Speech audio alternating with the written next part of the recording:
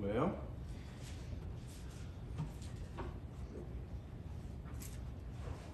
when you think about what we've been studying so far, I think by now we all are pretty well in agreement that we're rich, right? And if you want to take a few minutes and go back and take a nap, you can listen to the lessons previous and you can be reminded of that. But in all seriousness, we have so many riches that I like chapter 3, verse 7's description that they are unfathomable, right? So what do we do with this? I asked a question to some yesterday. If you were rich, how would you live your life, right? Like, how would that change your life? And so today we're going to talk about it. We're going to talk about it. Money is the root. The love of money is the root of all evil. The love of God is the root of all goodness and righteousness. And so that's the way it is for all churches, right? Since we're rich, every church is every person in every church is exactly how they ought to be, right? We never have any problems or division or disagreements or issues or yeah, that's not true. But when Paul writes this letter, he writes it to a church who hopefully will learn to live like they are rich. And so that is what the last 3 chapters of Ephesians are about. And you can see the change in Paul's tone. Paul's letters, a lot of his letters are like this. You can tell when they swap from being what you are to what you're supposed to be, or what God says you are to what you're supposed to do with that information. Kind of like Romans 1 through 11 and 12 through 16. So he says in Ephesians 4 verse 1, I therefore, the prisoner of the Lord, beseech you to walk worthy of the calling with which you were called. Why does Paul, I can talk with y'all now, this is good. Why does Paul bring up the fact that he's a prisoner as he transitions over into telling them what they ought to do?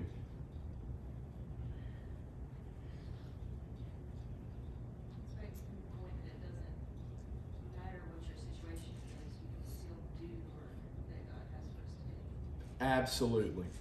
And I didn't talk about this prior, but in the city of Ephesus, they had something called basically the Temple of Diana in the center of their town. And what that is one of the wonders of the ancient world. I hate to be graphic since we have little ears in here, so I'll just say it was a very evil place. Look it up. There was a lot of physical sin, a lot of temple sacrifices done with different sins in nature. It was very bad. So that was the center of their town. And yeah, Paul wants them to know, look, whatever place in life you're in, you are spiritually rich and you can do it. Might there be a second reason that he mentions he is a prisoner?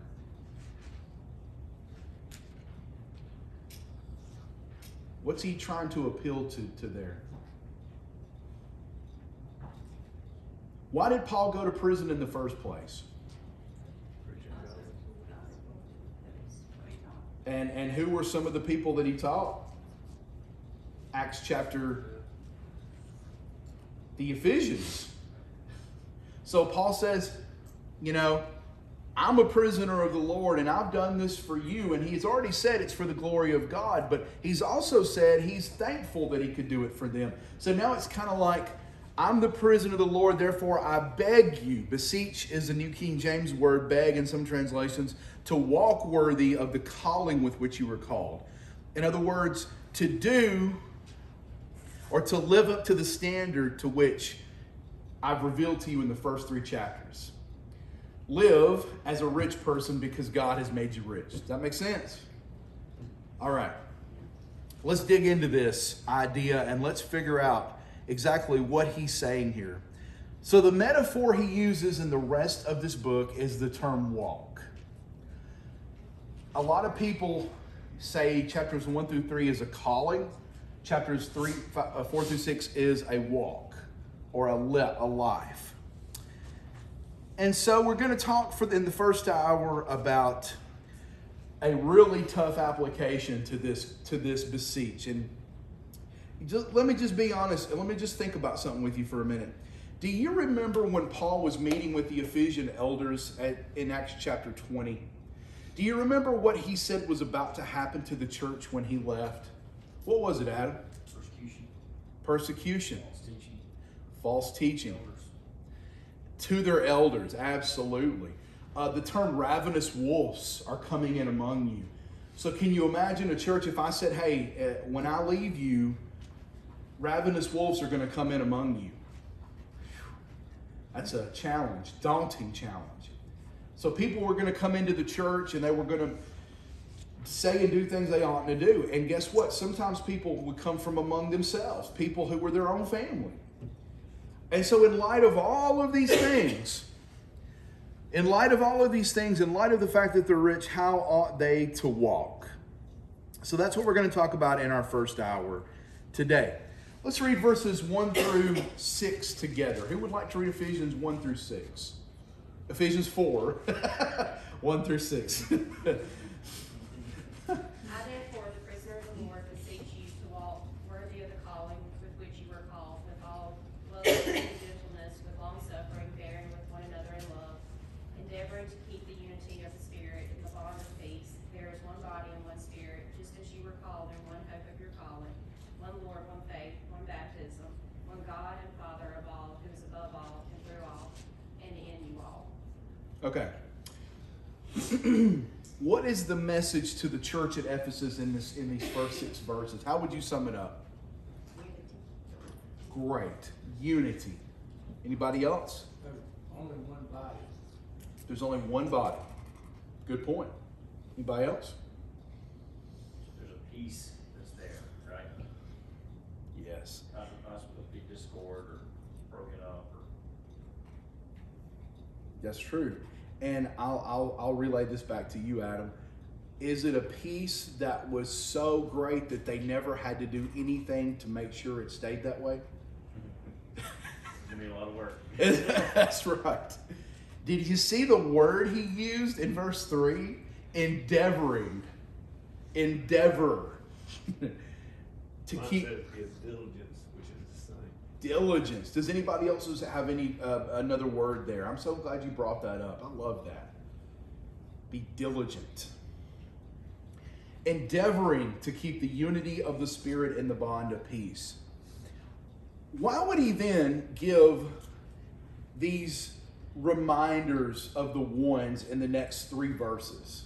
And I want to keep in mind, we're probably not going to go into depth as we would maybe in a normal Bible class because we don't have as much time as I wish we had.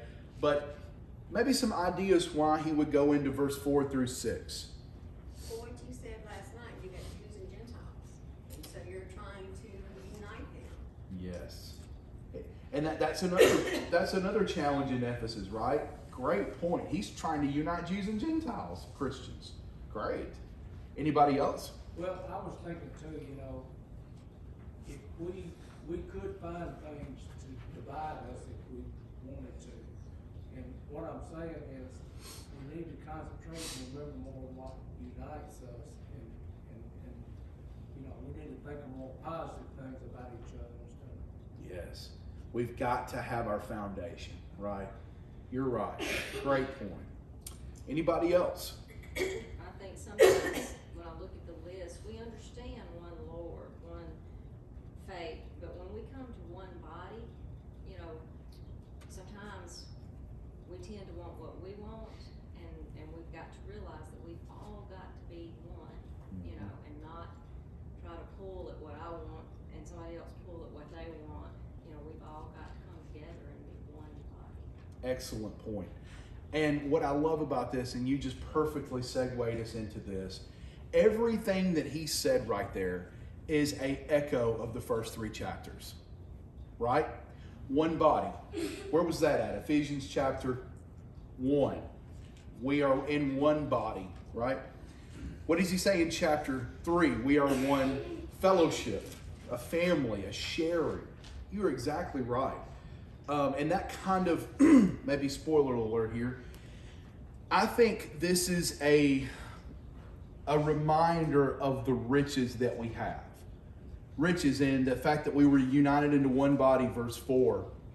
That we have, what's the Spirit's role in our riches? Remember, what did he do? He is the seal. That's right. The seal of our salvation, the guarantee of our inheritance. What about, what is the hope of our calling? This is from chapters 1 and 2. What's the hope that we share? Absolutely. What about the one, oh well, we've already talked about the body. What's the and the Spirit and the hope? 5. One Lord, chapter 1. Who's one Lord? Christ. One Lord, one faith. What is the faith that we've been talking about? What have we been talking about, especially in chapter 2? What was the whole point behind what he was delivering to them? They had been lost, they're now in a way. That's right. They share in the common salvation and being lost but found, separated but brought together. And this is something that was taught by who? How can Christians have one thing, one faith, one system of beliefs generally? Who do they have? Who delivered it to them? Holy Spirit. The Holy Spirit by the chapter 2 and 3, right? Now we're back to it in chapter 4. One faith and one baptism. I think we all know what the one baptism is here. One God and Father of all, who is above all and through all and in you all. How many times has God been referred to as above all so far? Above all principalities, above all powers. I mean, the way he ended it in chapter 3, it's like he's repeating himself really quickly because I think he wants them to understand. But not only that, if we're going to be one church, one family, what do we have to recognize in all of these ones?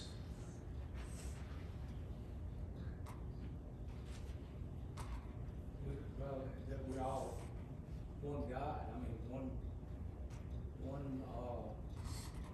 I mean, we can't have different ones doing different things that's not in unison with the gospel. That's right. That's the way God set it up. That was his plan. And I think when you think about these, I think these things are foundational to what a church is. If a church were to start and we were to say, hey, what are we going to do in terms of who are we going to have fellowship with? This is a good place to start, right? And so this is God's plan for the church. Okay, let's go back to the first 3 verses for a minute, if you would, because we've talked about the 4 through 6. Which one of these do you think is the biggest struggle in terms of churches in the first 2 verses? My version says humility and gentleness. To be humble and gentle. Bearing with one another in love. I think sometimes we might be able to bear with some, but sometimes it ain't. We don't have the right attitude. Yeah. And I think if we can't love the members, then we got a problem. That's true. It's one thing to bear with you, but it's another thing to bear with you in love. That's a great point you just made. Thank you. Anybody else? I think walking worthily of the calling, when we think of who we've been called by. Yes. And the walk he had, to walk worthy of that, it's hard. It's a very path to serious take, thing. Yeah. It is hard. Yes. Anybody else?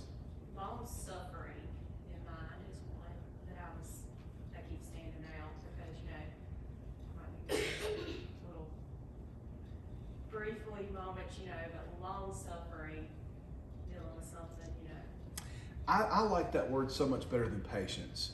Long suffering is used in the in one translation in to replace patience in the fruit of the Spirit. That's really what it is, right? I mean, man, it's tough. You're right. I agree with you, and the reason why I love that word is because patience, my idea of patience is like I'm supposed to be accepting, but long suffering lets me know that I'm suffering. This is not easy or enjoyable, or sometimes definitely, and getting back to your point of the unity thing, it can't be just my way or what I want, because there will be no unity in that. And that's the basis of all of it. Absolutely. And to add, I know Adam, we've talked about this before in our class. We grow when we can go beyond what we naturally ourselves want, you know. When you can say, my way is not always the right way. And it just, to me, it helps you to grow better when you learn to share and to be able to make, you know, not necessarily go against what's right with God, but just look at other people. Absolutely. Well, I don't think you being truthful with yourself or anything, and some people that, you're gonna be wrong every now and then, as Bruce was talking about, but some people hardly believe they're ever wrong, and you've got to understand that you're gonna be wrong from time to time. Maybe it's attitude, maybe your way you interpret scripture, maybe whatever, but we've got to recognize that we are human and we're gonna be wrong, and we've got to accept it. And Yeah. And I think one of the hard things about that is I think the devil likes to use perfectly okay things to twist us. Like me and him were talking about yesterday. Oh yeah, I'm perfect, or you're a genius, or like, can you hear that? You're like, oh, that's just wonderful. And it does. It makes you into a person you shouldn't be and not like Christ. Yes, ma'am. What verse in your Bible has long suffering? Verse number 2, with all lowliness and gentleness, with long suffering, bearing with one another in love. It says showing tolerance for one another with love, which is What version are you using? New American Standard. I like that. That's good. I'm using the New King James, and somebody might have patience in yours. But let me ask this is going to stretch us out a little bit. So, and I might have to get my kids involved in this. What do you think? Mr. Justin has preached a lot in the last 3 days, right? Y'all's had to sit and listen to 3 long lessons. But hopefully you guys remember that what have I talked about? We're rich. We're rich. In who? A lot of blessings. We have a lot of blessings. Okay. So in these verses, it gives us these qualities like lowliness or humbleness and gentleness and long suffering or patience and bearing with one another. And how do you guys think being rich in the Lord helps us to do those things?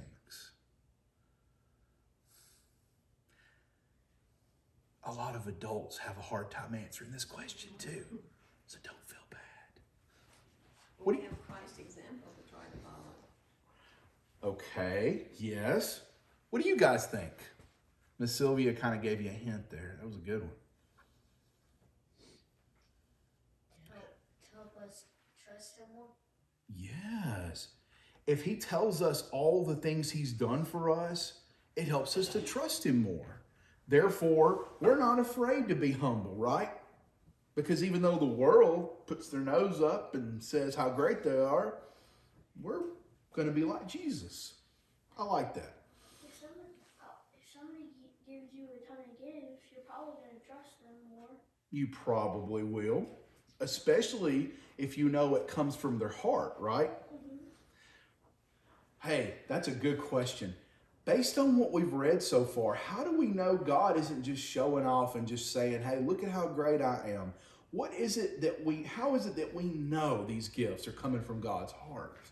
Because he keeps saying, like, he says he loves us and he cares for us.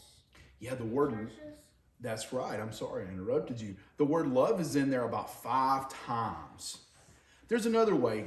Maybe somebody else. What do you think? Jackson or Levi or Addie or Taylor? What do you think's the greatest way God demonstrated his love for us? That we know he's not just showing off, he's not just some random person or God, or How do we know that? He sent his son. That's right. One place says God demonstrated his love for us and that he sent Jesus for us. And so I hope you guys remember that because of all the great things that God has done for us, that should mean we are willing to live like Jesus, right? What do y'all think? I mean, I kind of think that sums it up, but... I think they gave great. I mean, it does, but God had his plan at the very beginning. Yeah. You know, it wasn't something that, okay, well, y'all messed up. God had a plan. He desired for us to have our souls back in heaven with him. And he gave us a very easy plan, a very good plan. Mm-hmm. And it's not haphazard. He planned it. He wants us back. He desires us, our souls, to be back in heaven with him. And that's just, yes, he gave his son, and his son came, and that's fantastic. But he was ready. He just wanted all of us back. Absolutely. And that's the great thing about the first 3 chapters. And Miss Sylvia made the point earlier. She's going to have to go home and watch it again. I think if we read the first 3 chapters of Ephesians 10 or 20 or 50 times, we would still really not be able to comprehend what we've read, because it's just so full of points like you just made. God predestined us. What does that even mean? That before time he loved us. That's yes, ma'am. I was gonna say, he had this plan, but he had another plan, if you will. He gave the law of Moses to the Gentiles in the early times, which was a precursor, if you will, of what was coming. Mm-hmm. And we have all of that to learn from, so that when we get up here to this, we kind of know a little more of what's going on. Absolutely. I'll just give you one from a conversation we had yesterday with Bruce and Alicia, right? Is that your names? I can't believe that. Close enough. In Ephesians 1, it says that we're adopted, right? And I look at that, and it's hard for us to understand that unless we've been adopted or adopted a child. But just imagine something happening to your mom and dad and not having grandparents or family and being completely alone in this world. That's hard to imagine in some ways, right? Now imagine someone choosing you and saying, not only do I love you, but I'm going to make you just like my children, and I'm going to give you everything I have that's mine. And there will be no difference, and you will wear my name. And no matter what you do, I'm never going to stop loving you. Right? That's, And so when it says here to live in a lowliness with gentleness and long suffering, bearing one another in love, that should be something I long to do, because I've been adopted. Yeah. Adam, can I call Miss Sylvia first? She had her hand up. I guess so. I'll be long suffering. Well, I was just thinking of adoption.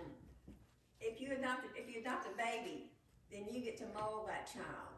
But if you adopt an older child, they've already got habits. Oh. And so you're going to have to work on that and change that. And that's what we were, adopted way over here when we've got all these bad habits, and we got to unlearn all this and learn all this new stuff. Man. So I've never thought about it like that.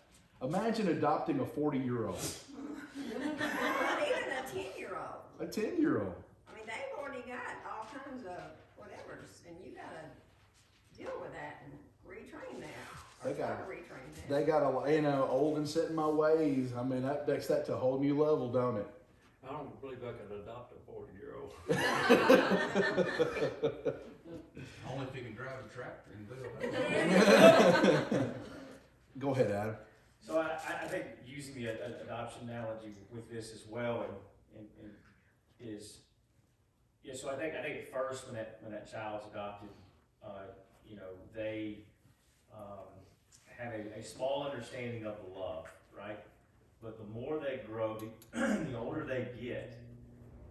When they get older, they can reflect back on what they were adopted from and how their life would have been had they not been adopted, right? And what kind of environment they were saved from. And And that is what he does in chapter 2. We were without hope. We were aliens. We were lost. And so part of the motivation for us to being lowly and gentle and long-suffering is to remember where we came from. Yes. We weren't, although we were spiritually born into this kingdom, we were in another kingdom first.